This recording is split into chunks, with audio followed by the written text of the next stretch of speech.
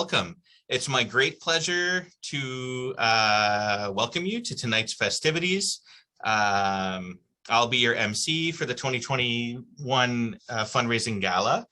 And I want to thank you for being here and thank you for being part of a group of citizens who refuse to accept the limits of what partisan-fueled public policy looks like in the kind of formal electoral sense, and instead spend your time and your money and your resources supporting research and evidence-based public policy that's dedicated towards achieving the things that we so desperately need in society and that we are actually fully capable of providing in such a rich, albeit inequitable society as the one that we live in. So thank you to all of you for being here. My name is Ajay Parasram. I'm a multi-generational, transnational byproduct of the British Empire and British colonialism in ways that has linked and connected South Asia to the Caribbean, to Coast Salish, Algonquin, and Mi'kmaq territories in my genealogy. I teach colonial and, more interestingly, anti-colonial history and politics at Dalhousie University, and I have the good pleasure of also being a research associate and steering committee member of the CCPA Nova Scotia office. We are broadcasting to you tonight live from Mi'kma'ki, the unceded, unsurrendered, and sovereign homeland of the Mi'kmaq people on the eastern coast of what's more commonly known, unfortunately, as Canada alone.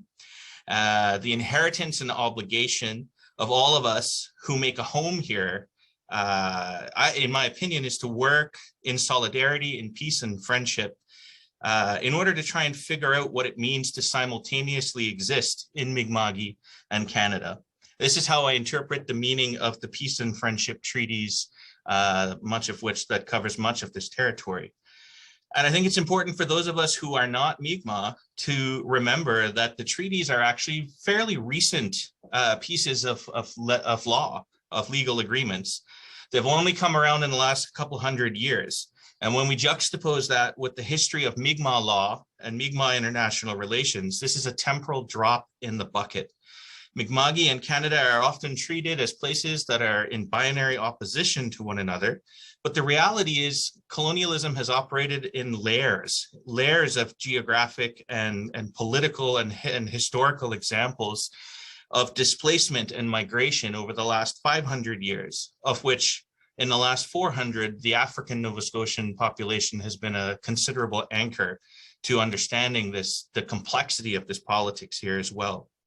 For thousands of years before the colonial period, the Mi'kmaq language and the Mi'kmaq people developed in tandem with this physical place, the water, what we so problematically in Western science call the natural world, as if there's a separation. And because it's Mi'kmaq and not French or English that's developed here over thousands of years, as the oldest human language that's grounded to place, those of us who aren't Mi'kmaq would do well, I think, to remember that our colonial court systems, our legal traditions that are all sieved through colonial languages can't adequately comprehend the enormousness of the collective knowledge of this land, most accurately perceived through the Mi'kmaq language and interpreted by Mi'kmaq knowledge keepers and elders, many of whom speak very eloquently and publicly in an effort to share this knowledge. So, with that in mind, and I know not all of us are here in Mi'kma'ki, we're from all over the place, but I would suggest that there's probably very similar projects at play wherever it is that you find yourself. We have an outstanding evening for you tonight. I'll soon get out of the way and we're going to jump straight into hearing from two brilliant brown women. First, of course, our keynote and the main reason why everybody's here, Harsha Walia, and then followed by the dynamic General Khan. We're going to be announcing door prizes throughout the evening, so keep a lookout for that. These door prizes were generously donated by Just Us Coffee and Fernwood Publishing, so we'll get to that later. And before I introduce you to Harsha, I want to take a few minutes to offer my thanks to our organizational sponsors, without whom this office would simply fold. So a huge CCPA thank you goes out to the Association of Nova Scotia University Teachers.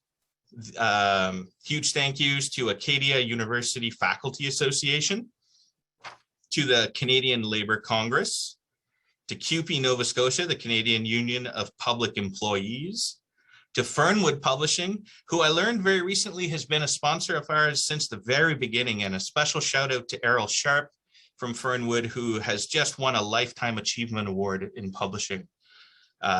So congratulations to our comrades over at Fernwood. Also, a huge thanks to the Faculty Union of the Nova Scotia College of Art and Design, to Halifax, Dartmouth and District Labour Council, to the Mount St. Vincent University Faculty Association, to the Nova Scotia College of Social Workers, to the Nova Scotia Federation of Labour, to the Nova Scotia Government and General Employees Union, to the Nova Scotia Teachers Union, big thank you to you as well, to the Nova Scotia Union of Public and Private Employees, to PSAC Atlantic, the Public Service Alliance of Canada, Atlantic Office, to the St. Mary's University Faculty Union, to our friends over at St. Mary's and the Office of the Dean of Arts and the Department of Social Justice and Community Studies. Thank you for your support. And finally, last but not least, to St. Francis Xavier's Faculty Association. Thank you all. As I said earlier, the work that we do at CCPA would not be possible without your contribution to these projects. So, where are we here? I'll just give you a quick sense of how the whole evening will unfold, and then we'll jump back into it. So after we hear from Harsha Walia, we're going to pay tribute to one of our fallen comrades, the wonderful Robert Devitt. And then we're going to hear two wonderful tracks that were prepared just for you this evening by General Khan. And then a short address by the director of the CCPA, Dr. Christine Saulnier. And we're going to hear from Sherry Leckard, the executive director of ADSUM, and a member of the Housing for All group that has done some especially amazing work this year. And we're going to round out the evening with an address from the chair of the CCPA steering committee, Alex Stratford, and some awesome music by Joel Plaskett. So without further ado, it's a real honor to be able to introduce Harsha Walia to those of you who don't already know her. I think of the first time I ever met Harsha, and as I recall, she can correct me if I'm wrong here, she was standing in between a line of police officers on one side and a line of activists on the other in the streets of East Vancouver, maybe 2008-ish or so, at a rally for Palestinian human rights. And then the second time I met her, before we'd even properly been acquainted, it was in a cafe where she was probably just trying to mind her own business and enjoy her afternoon, but she still took the time to talk to me and to educate me on some of the political mistakes in analysis that I was making and how I was conducting myself as somebody relatively new to the scene out in Vancouver. And I really appreciated that.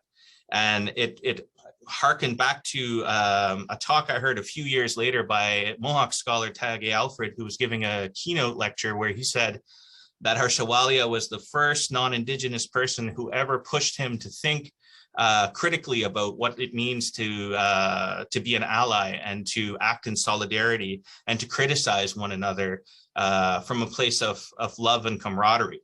And I thought that was in many ways a really powerful kind of example that those of you who've been following Harsha over the last 20 years would probably recognize very easily. It's the lens certainly through which I've come to know and respect Harsha. And I think that this is generally the case in terms of how she's won people's respect around the world, and maybe nowhere more so than the city of Vancouver. So Harsha is a South Asian activist, a writer based in Vancouver, unceded Coast Salish territories. Most recently, she's the author of Border and Rule, Global Migration, Capitalism, and the Rise of Racist Nationalism, published by Fernwood Publishing. She's well known for her work as a co-founder of No One is Illegal, and is the award-winning author of the book Undoing Border Imperialism. She's also the co-author of Never Home, Legislating Discrimination in Canadian Immigration, as well as Red Women Rising, Indigenous Women Survivors in Vancouver's downtown east side. Harsha is also formally trained in law and has organized in community-based grassroots migrant justice, feminist, anti-racist, indigenous solidarity, anti-capitalist, Palestinian liberation, and anti-imperialist movements for 2 decades. Her talk this evening is entitled The Borders of Racial Capitalism. And frankly, she's going to speak as long as she damn well chooses. And at the end of that time, I'll offer some questions on our collective behalf. So if you have any burning questions for Harsha, do post them in the chat and I will look for them towards the end. Welcome, Harsha. The floor is yours. Thank you so much. Thank you so much for having me. Thank you to everyone who's part of this conversation. It's so good to see your faces. I wish we could be in person. Thank you to all the organizers for all your immense work and all the good work of CCPA all across these lands. We know that it is so needed. So thank you for the work that you do. And thank you to everyone who's part of supporting the work of the CCPA. I'm so excited to be here and I'm so honored to be here. I want to say that the territories and the lands that I'm on are the unceded territories of the Coast Salish peoples. I'm on the lands of the Musqueam, the Tsleil-Waututh, and the Squamish nations. That's where I live. And to affirm the unceded jurisdiction on which these nations continue to affirm their laws and their jurisdiction. I also want to say, because this is going down as we speak, with Wet'suwet'en Strong, a number of land defenders were actually arrested yesterday.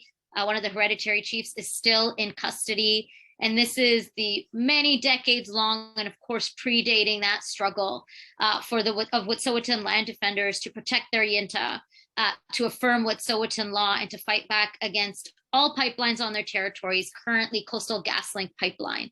And I know such a key pillar of that struggle has actually been work that CCPA has done on fracking, right? And that how fracking is not actually green energy, despite the fact that it is being sold and marketed as an alternative to fossil fuels. And so these struggles are interconnected. And I just want to affirm my solidarity and really to highlight for folks who are unaware to please follow what's going on in Wet'suwet'en territories. And of course, so many struggles for land back.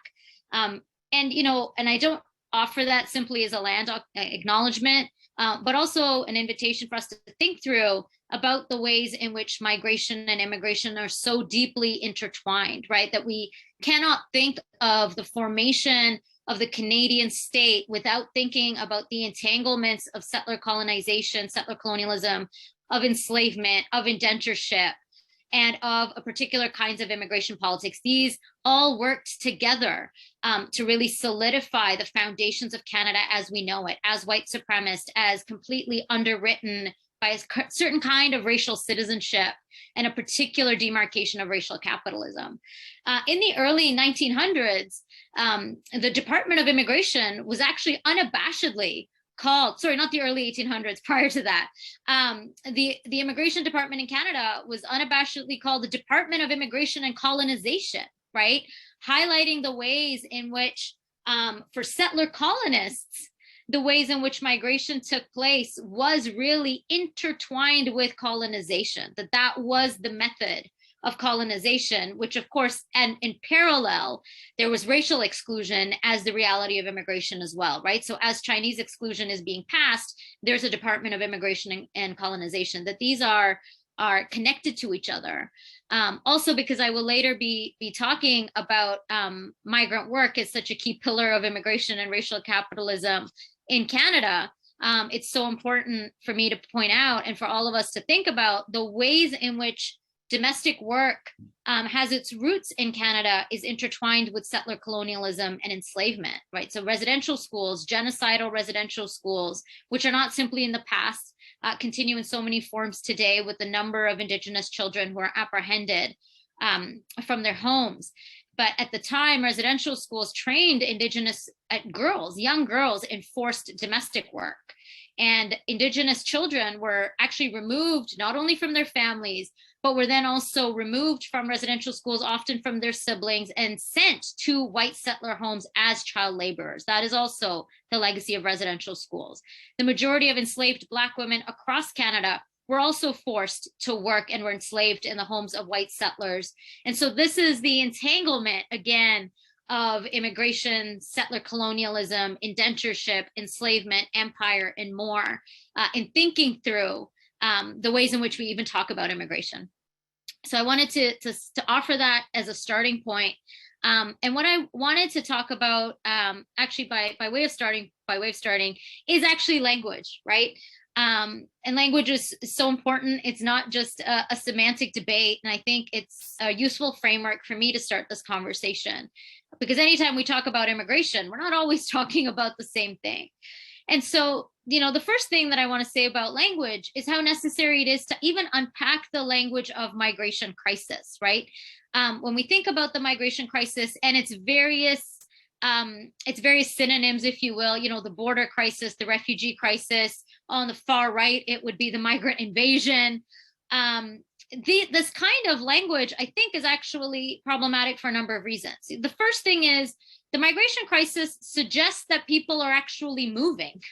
The reality is that people are immobilized, right? It is not a crisis of people on the move. It is actually a crisis of immobility, or even more accurately, a crisis of displacement and immobility. And I think when we reframe it from a migration crisis to a crisis of displacement, or a crisis of immobility, or a crisis of displacement and immobility, it forces us to interrogate the root causes, right? The root causes such as conquest, capitalism, climate change. And that is imperative because a lot of times, particularly in debates about immigration in Canada, it's as if though immigrants and refugees and displaced people and undocumented people just magically arrive at our borders, right? And then we have, again, the far right invocation of an invasion. But then we have the liberal centrist invocation of like, oh, but that's too many, or, how many refugees could we possibly welcome? It becomes a domesticated conversation about quotas or generosity or welcome, which really does not engage with these structural questions of mass global violence, of mass global displacement, again, of conquest, capitalism, and climate change. And the other thing, as I mentioned earlier, is when we say migration crisis, we tend to assume people are actually able to move in terms of safety, when in fact, most people are immobilized. According to most academic research on refugees, for example, and contrary to the constant border panics that are blasted in Canadian media or Western media in general, 95% of forcibly displaced people actually remain internally displaced or in refugee camps and are unable to move. They are immobilized. Less than 1% of refugees who are living in camps around the world, which are really carceral sites of containment, are actually able to find a permanent home. And so if we think about it, the reality again is of immobility, right? Of people who are contained at border sites, people in refugee camps, people who are captured through interdiction at the high seas, pushbacks, policies like the Safe Third Country Agreement, first implemented by a Liberal government in Canada, restrictive visa requirements, smart borders. This entire system is one intended to immobilize people who are forcibly displaced.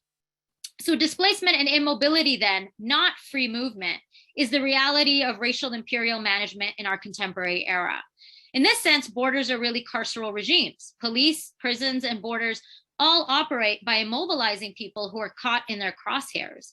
Notably, the word mob, which we know is a criminalizing vocabulary used to link large groups of poor racialized people to social disorder in inner cities and at the border, actually derives from the word mobility.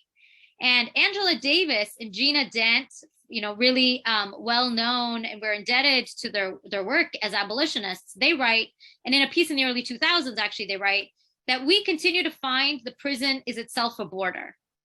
We continue to find that the prison is itself a border. And so if we were to draw on Angela Davis and Gina Dent, we can say that the border is a prison and the prison is a border, right? That these are on a continuum of violence. And the border is at once domestic and global, right? If we think about the entanglements with empire and global violence. And that in that way, a world without police, without prisons, without private property, without militaries, and without borders is a necessarily interconnected horizon for freedom. The other reason that I think the language, of migrant crisis or refugee crisis, we need to be thoughtful about is that it becomes a pretext to shore up further border securitization and repressive practices of detention and deportation. In fact, since the invocation of a border crisis or migration crisis in 2015, which is when Europe declared a migration crisis and then the world did, it has actually just meant more detention and more deportation. And images and languages of swarms, of floods, of caravans, of invaders, all depict and villainize migrants and refugees as the cause of a supposed border crisis. And we know that whenever the state claims a crisis, its responses end up in service to the state itself and reconfigurations of state power. So we see this in many ways, including in the passive language of border deaths, which launders violent state responses, deliberate state responses, again, such as interdiction, interception, drone surveillance, border walls, detention, all as a passive occurrence, right? Border killings are actually what we should call them. There is no natural border death. Every border death is a policy choice, right? These are border killings. People don't just happen to die at the border.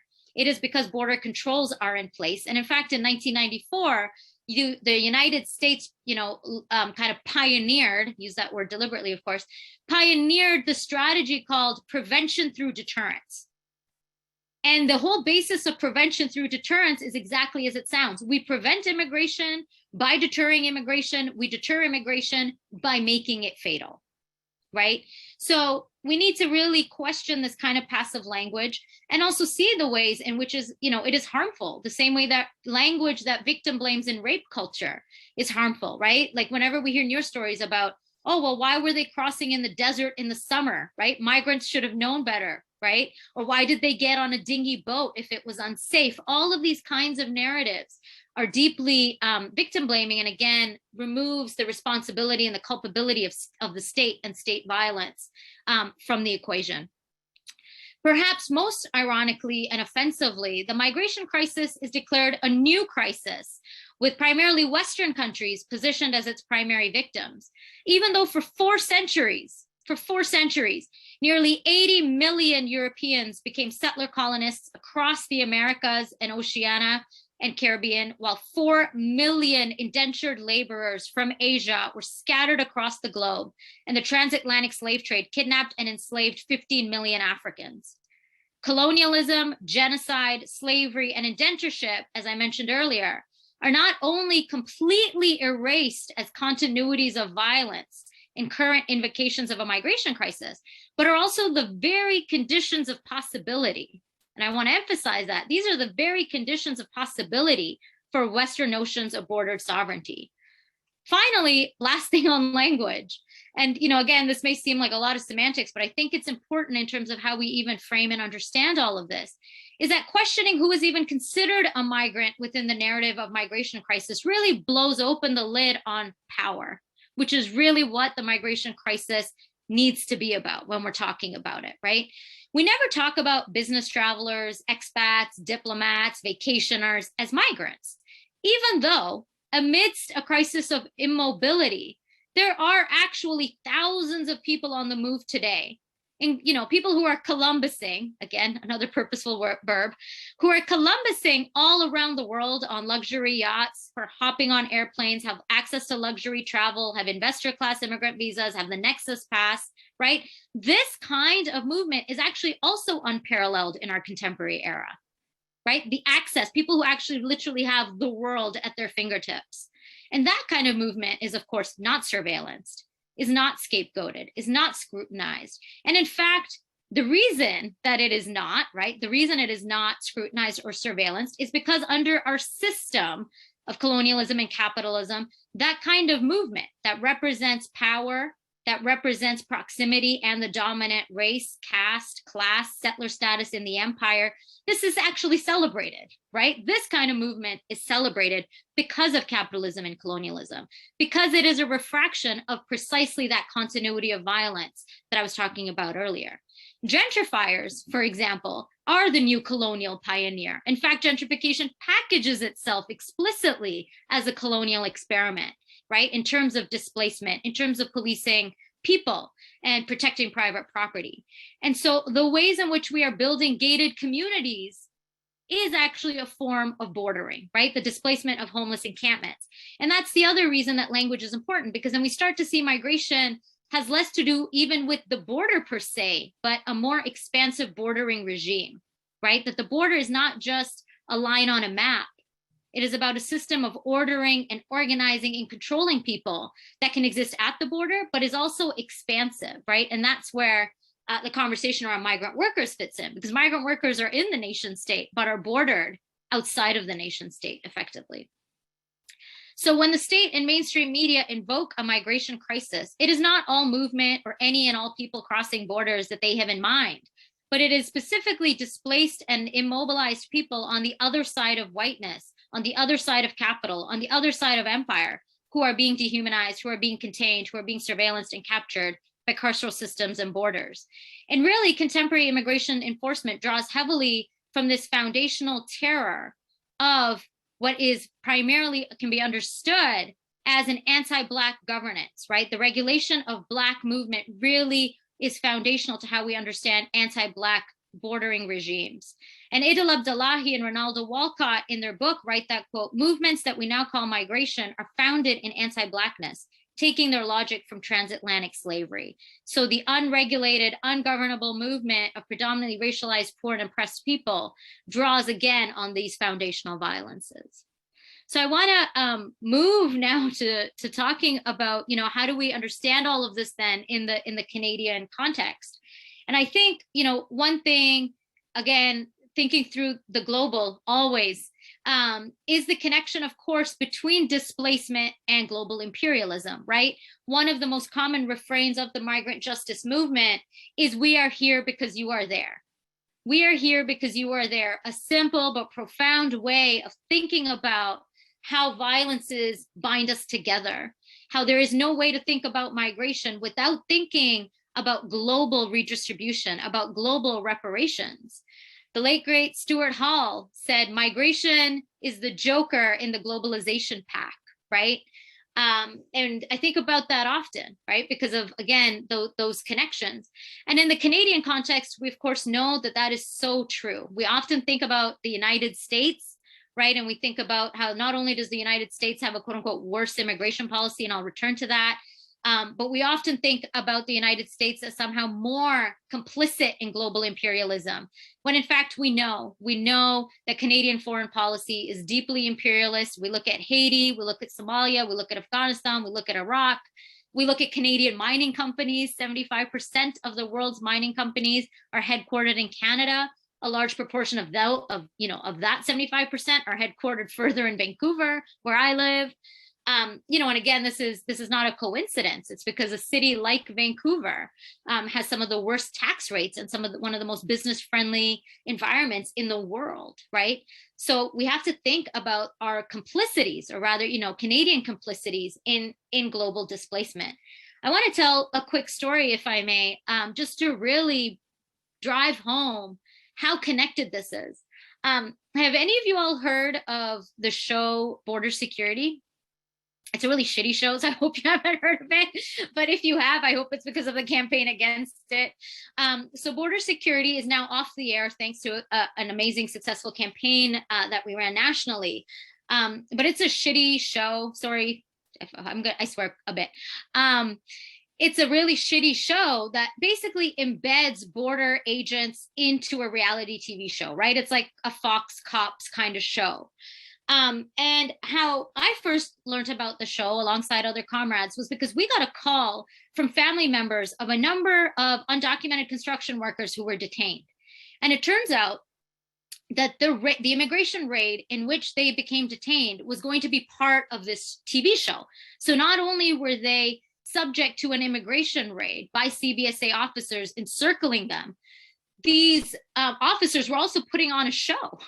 They were literally putting on a show and had TV cameras all around them that was going to be televised. And so these undocumented migrants, mostly from Central America, were picked up in this immigration raid.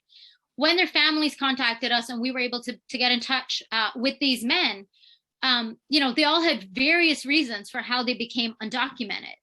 But two of them in particular, who are from Honduras, from a village in Honduras, told us that the reason that they eventually made their way to Canada is because their uncle was involved in a fight against a Canadian mining company. And when they felt unsafe, they decided to leave.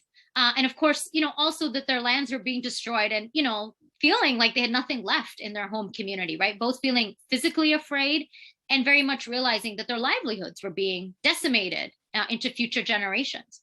They eventually made their way into Canada.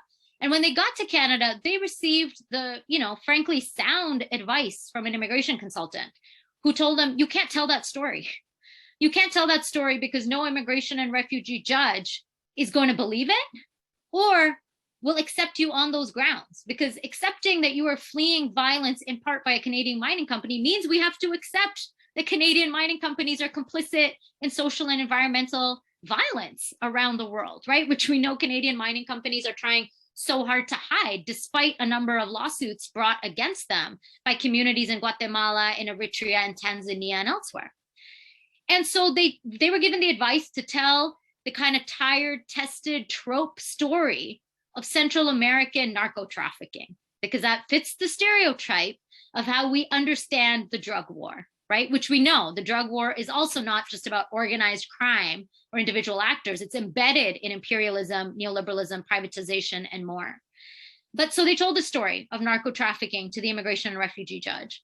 The immigration and refugee judge didn't believe they were credible, which, frankly, it wasn't their story, right? That wasn't the reality.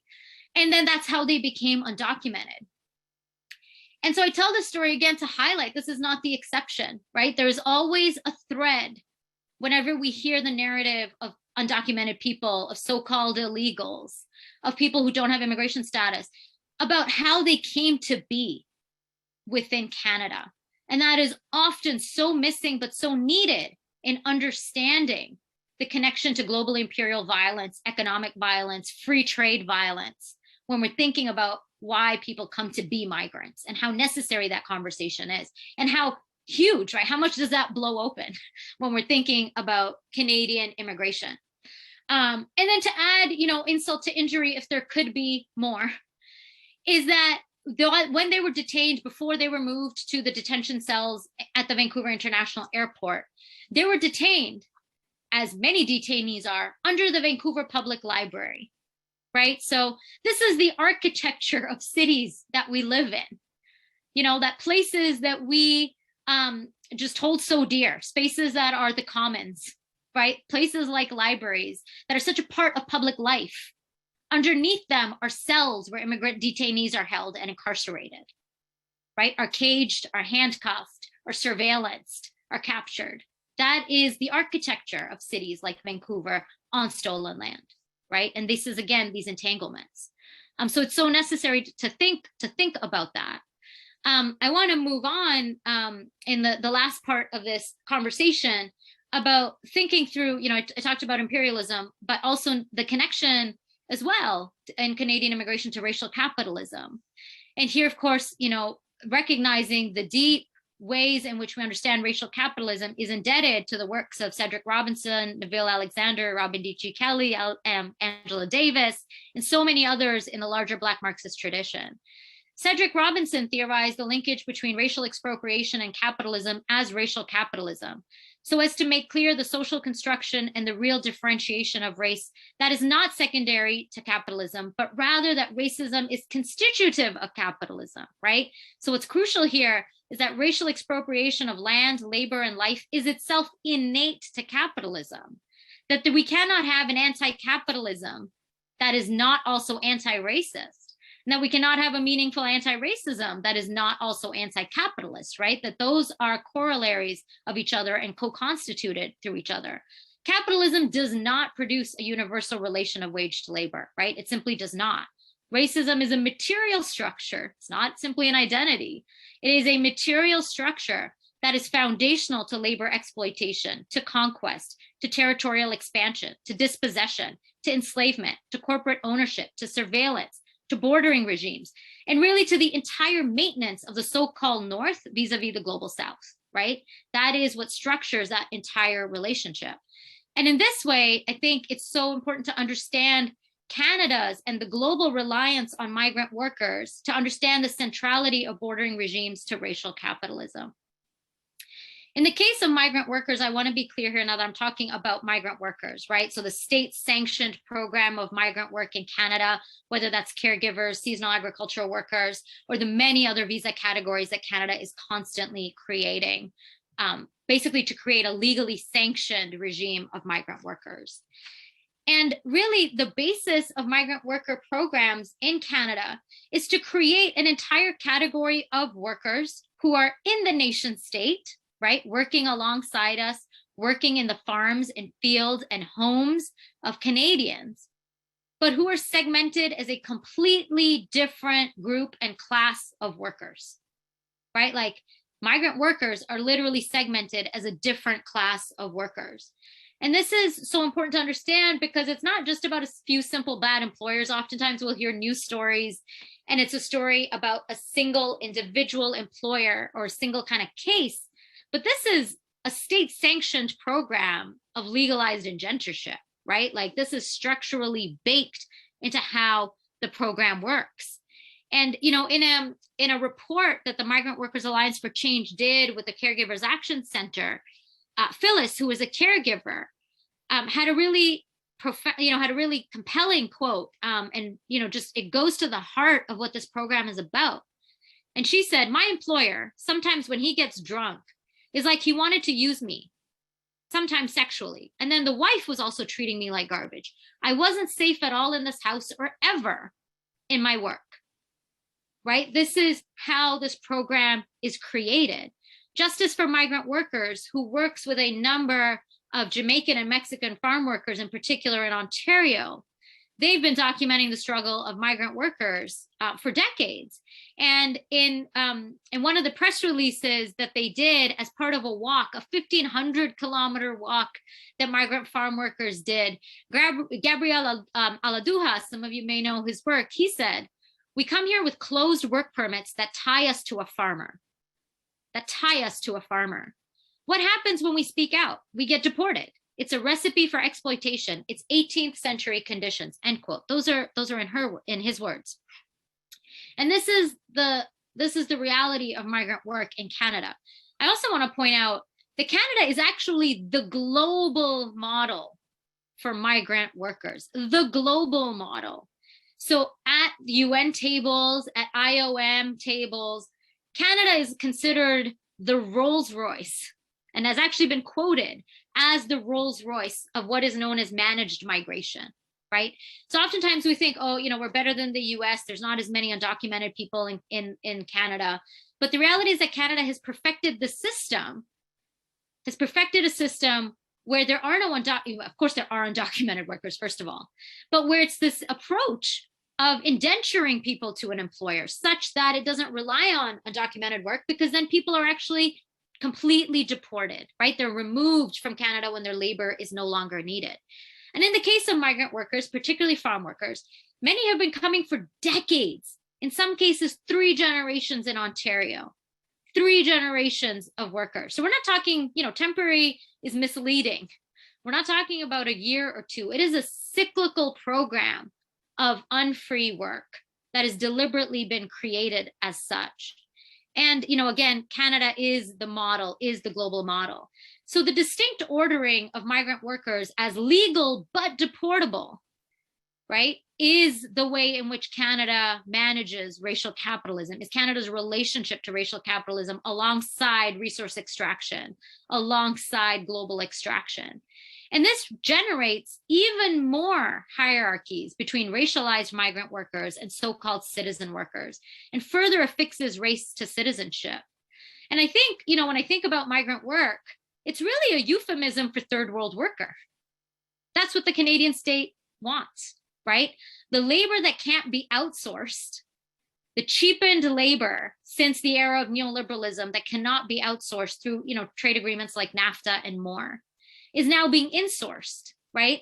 And so the migrant worker program is a way to create a pool of so-called third world workers within Canada by designating them as migrant workers. That is its purpose. It is a euphemism for third world workers.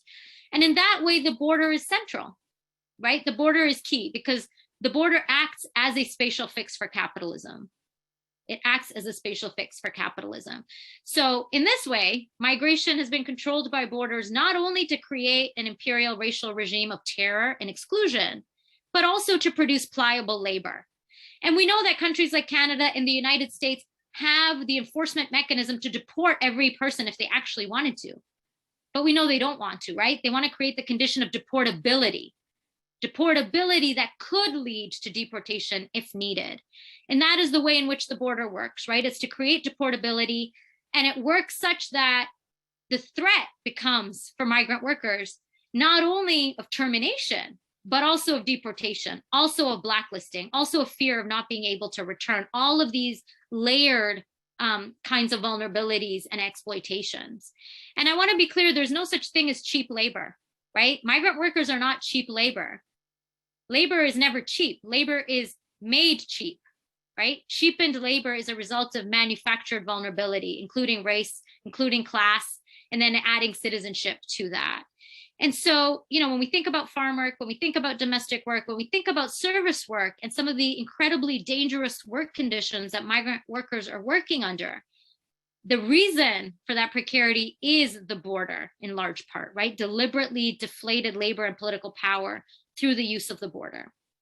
And so I think what that means for us, particularly concretely, is that we have to fight against this trend in the left, where people argue that the way in which we fight globalized capitalism and the free flow of capital is to somehow shut the border. And we see that in refrains like Canadian jobs for Canadian workers only, right? Which is not only racist, it's also misguided. It misunderstands the role of the border. The border will not act in the interests of workers because it acts to segment workers from one another. It acts to divide workers from one another. So the only way that we can fight against the cheapening of labor is to actually support the call from migrant workers and organizations like MWAC, who are calling for the right to collectively organize and unionize for migrant workers, for full immigration status for migrant workers, for full rights to labor protections, for full health and safety protections. And the way that we do that is actually by making the border obsolete, right? We also have to understand the ways in which, this is the last point I'll make, is how the border is internalized, right? So temporary migrant workers is one of the ways in which the border acts to create, essentially a border within the nation state.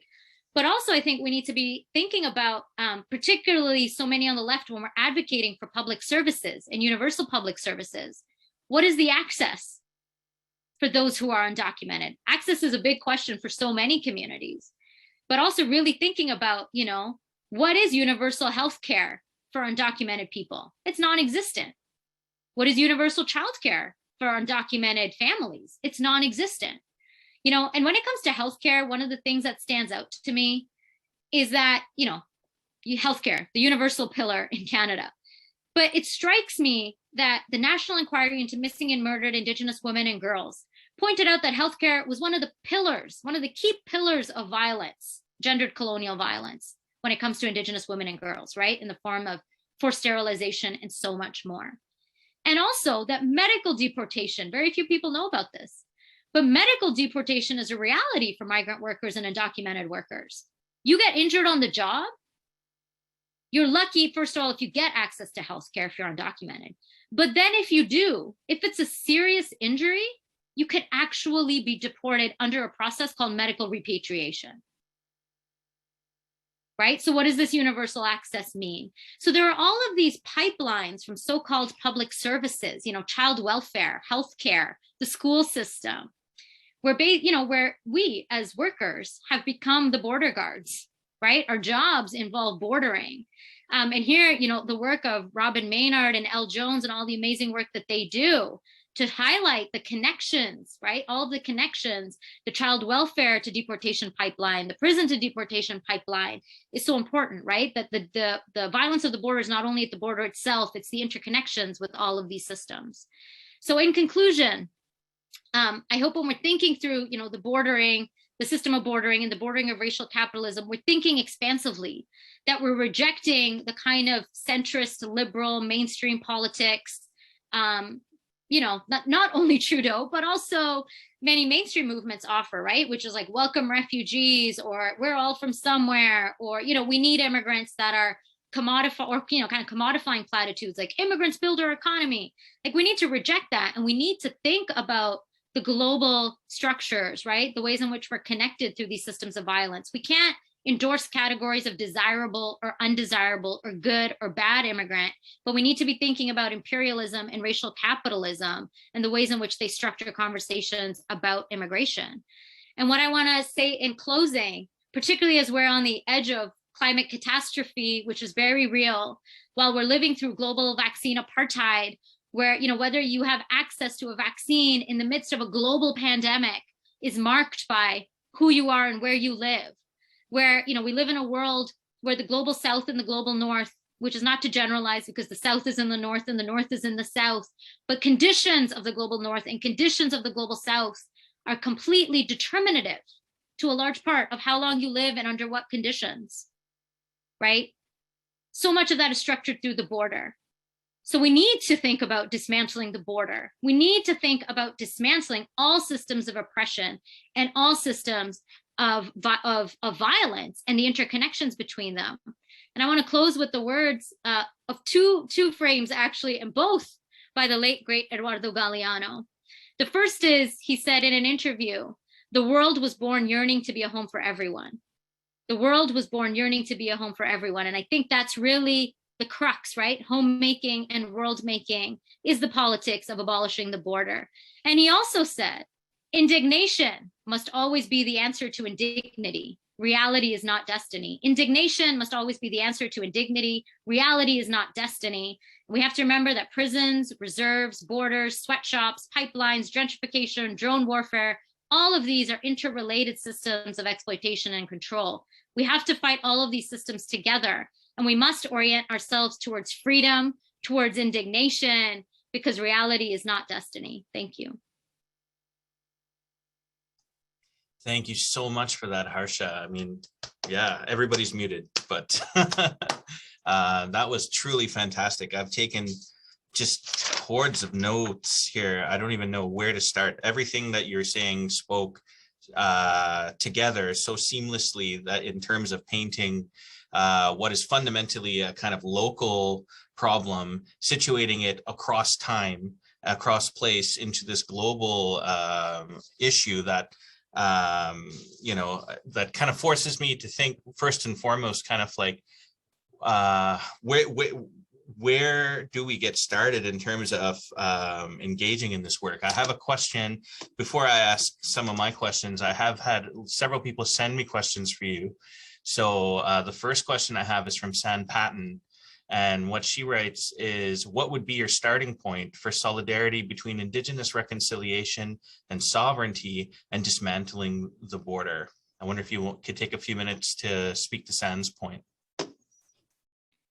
Sure, I can offer maybe just my experience on it. I'm certainly cautious about not making any vast generalizations or kind of pan-Indigenous assumptions here. But I'd say kind of concretely, materially on the ground, movements that I've been part of, like No One Is Legal, have always really grounded and centered Indigenous sovereignty. And one of the kind of refrains we had was, no one is illegal, Canada is illegal, and to think about the construction of legality and illegality and who decides what. I think that's important. The other thing that I'll offer is that, a lot of times people think about Indigenous sovereignty and immigration struggles as somehow contradictory, right? As if though immigration is just inherently in opposition to Indigenous sovereignty. And I think we have to remember that the current system of containing Indigenous peoples is actually antithetical to many Indigenous peoples' reality, right? Like the entire reserve system of corralling and containing Indigenous peoples on less than 0.01% of their land bases, Arthur Manuel writes about, is the actual act of settler colonialism, right? The last thing that I would say, and actually maybe returning to the struggle of Wet'suwet'en on their Yinta, when you enter Wet'suwet'en territory, you're asked a series of questions. Thank you, Sakura, for posting that, and Saku and others can attest to this. When you enter Wet'suwet'en territory, you're asked a number of questions, right? So the questions are, who are you? Why are you here? What are the reasons for your visit? Do you work for the state and industry? And how does your visit benefit the Wet'suwet'en people? I'm paraphrasing, but it's essentially those 4 questions. And I've often been asked, and sometimes baited, about whether that's like basically a border control. And to me, it's absolutely not, right? Being asked questions that really is about, like, to me, being asked questions about how one contributes is a question of responsibility, right? It's respecting people's self-determination. It's also the absolute inverse of the border because it's upholding anti-state, non-capitalist forms of living and land stewardship. And to me, it's very similar to when people try to make the comparison that community accountability is the same as prisons. Like, it's fundamentally not, right? Community accountability is the alternative to a punitive carceral state intended to uphold certain kinds of power. And Indigenous sovereignty, it's not, being asked questions itself is not what makes a border. It's the work that the border does that we need to be thinking about.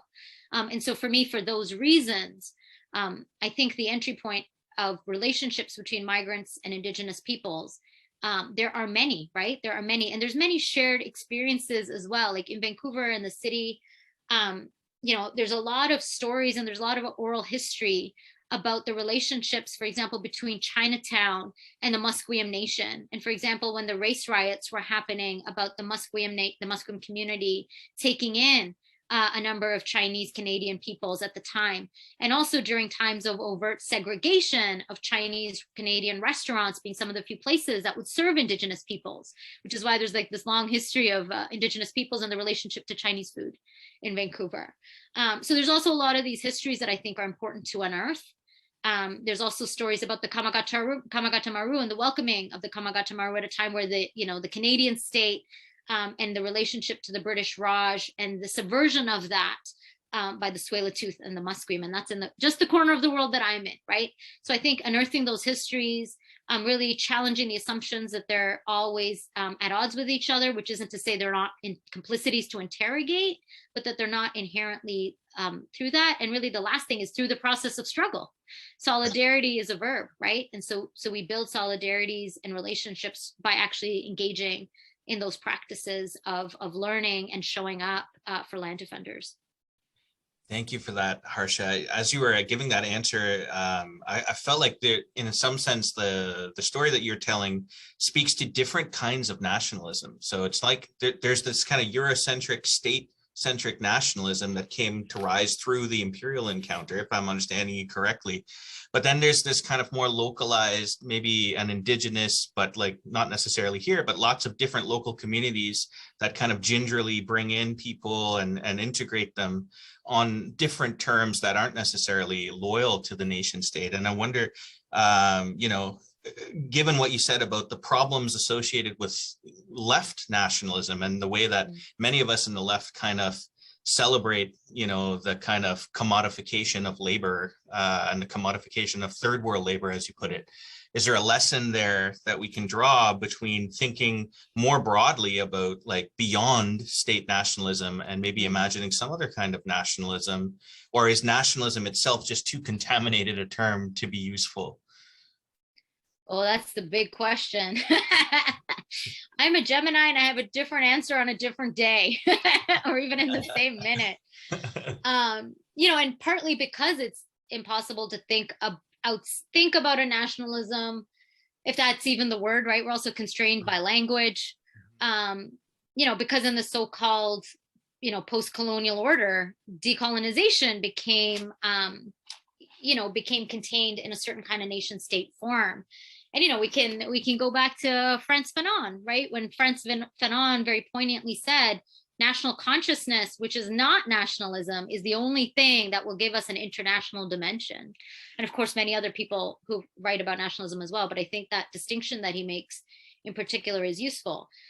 So I'm always a bit ambivalent, to be honest, about what it's called. But I do think that practice, as you pointed out, of like, how do different communities understand their own jurisdiction and their own practice is so critical. And how do we engage in a way, Mel Basil from Wet'suwet'en, for example, when he talks about this protocol and Wet'suwet'en territory, he talks about shifting from rights to responsibility, right? And moving away from any nation state kind of concept of rights that are, granted and then upheld but really responsibility as an active act. And I think a lot about that, right? Responsibilities as an active presence. And then also the parallels to when Ruth Wilson Gilmore talks about abolition as presence, right? Like so much of this is about presence and constant evolution and learning and like literally making the world anew, that we do collectively and we do together.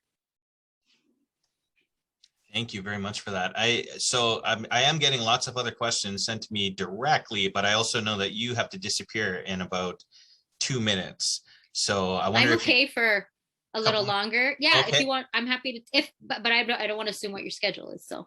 Sure. Okay. Well, why don't we take at least one other question here? Let's see. This is coming from Evie Tastosklo. Sorry if I said your name wrong, Evie. How are we to understand that different governments use the border tool differently? So some completely shut it down, thinking of Hungary, some open it up, thinking of Germany. If the border is a tool of the state in service of racial capitalism, how can we understand the diversity of how states use the border, is the question. That's a great question. And I think that's the question kind of answers itself too, right? Like at different times, states have different needs in relationship to the so-called market, different needs, for example, for labor. There's different kind of balance of forces between the centrist kind of neoliberal requirements of labor, for example, and the balance of forces with the far right kind of exclusion, in Hungary, for example, over the past few years. With Germany, I think, it's also important to think about the context in which Germany is credited with opening its border in 2015. And the context of that, there's many, but one is that there was a 5-year-long campaign of self-organized refugees, predominantly Central and West African, who were organizing in Germany, right? So a lot of times what happened in 2015 is credited to Angela Merkel and everything that happened in 2015. But I think what's often missing from an international understanding of that, and that I only got to learn when I had the privilege of meeting with refugee organizers in Germany, is they really laid out this context of 5 years of direct action and organizing that was already pushing the government, right? So there's also the balance of forces of social movements that determines how states respond. So I think it's precisely that local contour that determines how states respond to it. And I think, the United States right now is a perfect example. President Biden gets to react to the anger over Donald Trump by saying, I'm not building a border wall, because there was so much reaction to the border wall. But he's just outsourced the border to Mexico, to the point where now US officials say our southern border is the border between Chiapas and Guatemala. Right? And all the images we see of what's happening in Mexico is a result of that border now being outsourced. So that the reconfiguration of state power and of bordering is often this kind of back and forth, for example, in the US between Republicans and Democrats doing effectively the same thing, but in a different articulation. Thank you so much for that. That actually clarifies, I think, quite a bit of what you said there. We're at the 7 o'clock mark, and the other questions I'm looking at look really big. So I'm going to make an executive decision to sort of call it there. And thank you from the bottom of our hearts for what you shared with us. I learned a ton, and I'm sure you elaborate on much of this in the new book. Yeah, so we're going to move, we'll talk a little bit about the book in just a second, but, join me in thanking Harsha Walia for this wonderful talk in whatever way you can, jazz hands, clapping, what have you. Thank you. So lovely. Thank you so much for having me. Thank you. Have a wonderful evening. You too. All right, friends. Woo, this would be the time normally when I would probably invite you to charge your glasses and that sort of thing. But you can do that at your leisure. So charge them whenever you need to. I'm going to move into the next little bit of programming. My head is still spinning from all of this